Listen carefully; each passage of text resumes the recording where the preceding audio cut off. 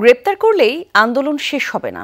একজন গ্রেফতার হলে আরেকজন দায়িত্ব নেবে। যতদিন পর্যন্ত সরকারের পতন না হবে ততদিন পর্যন্ত আন্দোলন চলবে, এমন মন্তব্য করেছেন বিএনপি নেতারা। তারা দাবি করেন বিএনপিকে মোকাবেলা করার ক্ষমতা নেই বলেই নিরপেক্ষ পরিবেশে ভোট দিচ্ছে না সরকার। আর সকালে সেগুনবাগিচার শিশু কল্যাণ পরিষদের মিলনায়তনে জিয়াউর রহমান সমাজ কল্যাণ পরিষদের আলোচনা সভায় যুগ্ম মহাসচিব ব্যারিস্টার মাহবুব উদ্দিন খোকন দাবি করেন দেশে কোনো নির্বাচন হচ্ছে না, যা হচ্ছে এটাকে নির্বাচনের নামে প্রহসন হিসেবে অভিহিত করেন ব্যারিস্টার মাহবুব। অভিযোগ করেন পৃথিবীর কোথাও এমন নির্বাচনের নজির নেই।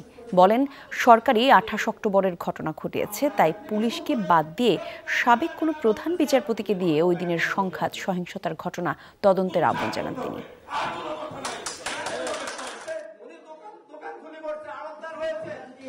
বাংলাদেশে এমন কোন থানা নাই যে থানায় মিথ্যা হামলা হয় নাই। একজন গ্রেপ্তার হবে, একজন মৃত্যুবরণ করবে, আরেক কর্মী দায়িত্ব নেবে, দায়িত্ব নেবে।